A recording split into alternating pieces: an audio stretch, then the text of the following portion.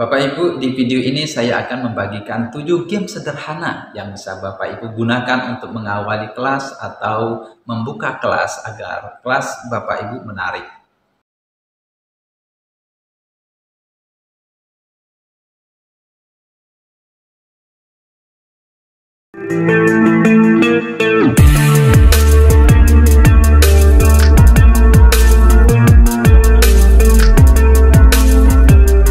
Assalamualaikum Bapak Ibu. Di video ini saya akan membagikan 7 game sederhana yang bisa Bapak Ibu gunakan untuk mengawali kelas atau membuka kelas dengan secara menarik. Game yang pertama saya menyebutnya dengan nama rumput dan susu. Bapak Ibu, di game ini bisa bertanya kepada siswanya dengan pertanyaan seperti ini. Anak-anak, rumput apa warnanya? Ya, biasanya dijawab dengan serentak oleh siswa bahwa rumput warnanya hijau. Ya, karena memang rumput warna hijau. Tapi Bapak Ibu bisa lanjutkan dengan pertanyaan berikutnya. Anak-anak, singa makan? Ya, biasanya di sini siswa terjebak. Ya, siswa akan menjawab rumput ya karena sebelumnya mereka menyebutkan kata rumput. Padahal sesungguhnya singa makan daging. Nah, di sini siswa akan tertawa ya Bapak Ibu. Lalu Bapak Ibu bisa juga dengan pertanyaan yang seperti ini. Susu warnanya, ya biasanya dijawab oleh siswa putih, ya karena susu warnanya putih. Atau terkadang juga coklat ya, tapi nggak apa-apa. Ya susu warnanya putih. Lalu Bapak Ibu lanjutkan dengan pertanyaan berikutnya. Ya, sapi minum, ya biasanya di sini terjebak ya. Biasanya siswa pasti ada yang menjawab sapi minum susu ya. Padahal sapi minum air. Ini game ini Bapak Ibu bisa mencairkan suasana ya di kelas di awal pertemuan Bapak Ibu. Lalu game yang kedua Bapak Ibu lempar spidol. Tapi terserahlah Bapak Ibu ya, bisa pena, bisa penghapus, apa saja yang ada di dalam kelas itu bisa Bapak Ibu jadikan alat ya untuk game ini. Ya.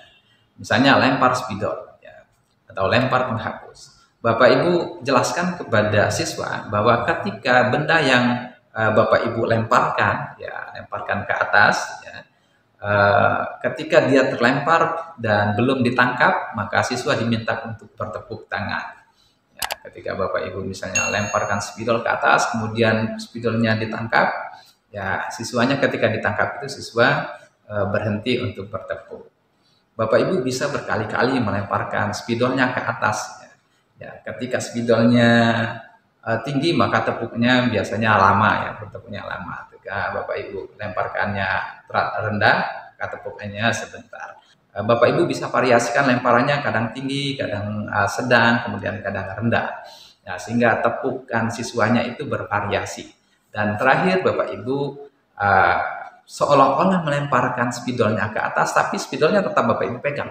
Ya, spidolnya tetap dipegang sehingga siswanya bertepuk ya. Bertepuk kemudian menyadari bahwa mereka seharusnya tidak bertepuk karena spidol Bapak Ibu nggak jadi lempar ya. Nah ini juga akan membuat tawa ya di antara siswa-siswa kita. Game yang ketiga saya menyebutnya dengan nama guru berkata. Bapak Ibu jelaskan kepada siswa bahwa kalau ada kata guru berkata maka siswa harus melakukan apa yang Bapak Ibu instruksikan ya. Tapi apabila tidak ada kata guru berkata, maka siswa tidak boleh melakukan apa-apa meskipun kalimat itu adalah perintah. Contoh seperti ini Bapak Ibu. Guru berkata, silakan berdiri. Maka siswanya berdiri semua. Guru berkata, hadap ke kanan. Maka siswanya menghadap ke kanan. Ya.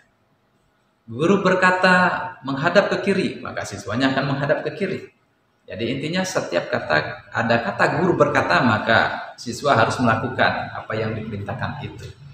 Nah, lalu terakhir Bapak Ibu bisa mengakhiri silakan duduk. Nah, biasanya disinilah jebakannya Bapak Ibu ya. Siswa biasanya mungkin langsung duduk ya karena diperintahkan untuk duduk. Padahal kata kuncinya tadi ya, kalau ada kata guru berkata baru boleh siswa melakukan instruksi guru itu. Ya, maka siswanya akan berdiri kembali yang sudah terlanjur duduk tadi. Nah, Bapak Ibu bisa lanjutkan. Ya, guru berkata silakan angkat tangan. Ya, maka siswanya mengangkat tangan. Ya. Guru berkata, tundukkan kepala, maka siswa akan menundukkan kepala.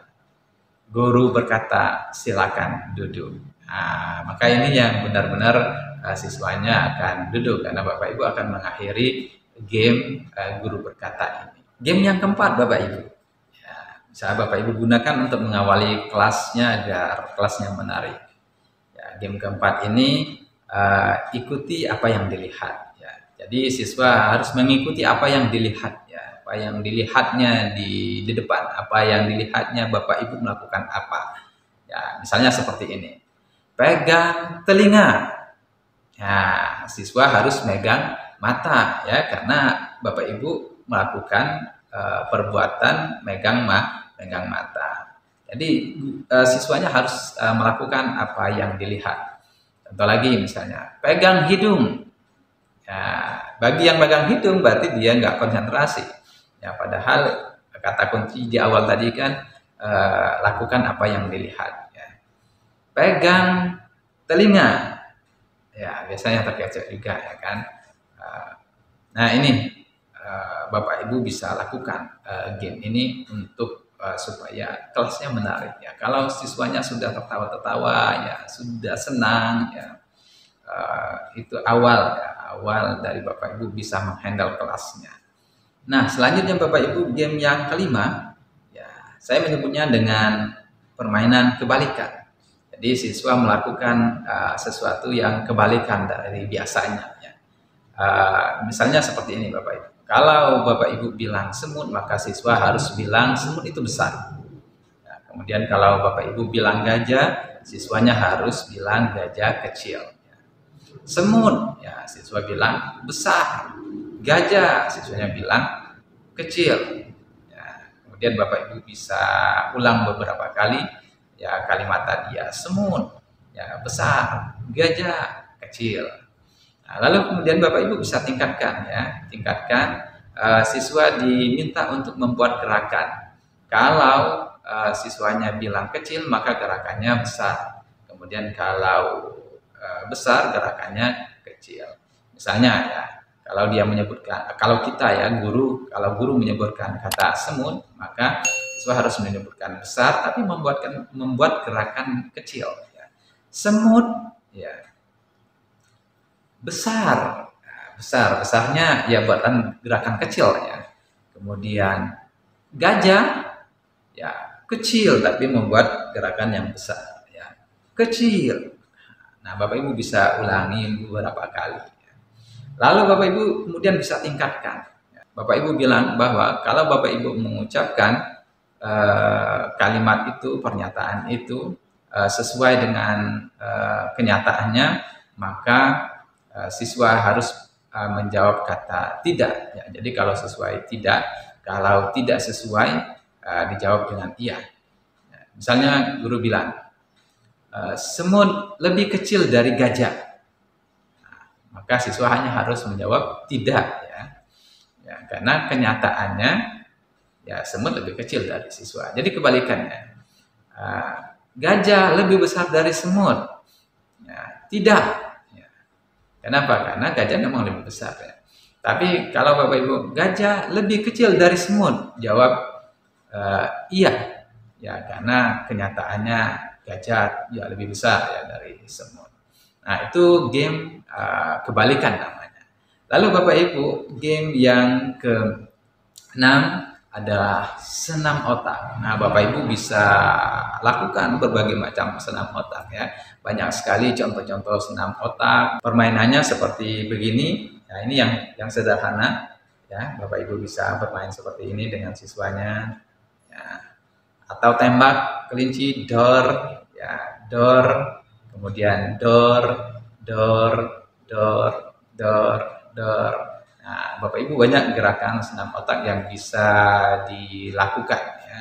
Bapak Ibu silakan nanti cari referensi yang lain tentang senam otak. Senam otak ini diyakini Bapak Ibu bisa membuat siswanya senang gembira ya, belajar bersama Bapak Ibu.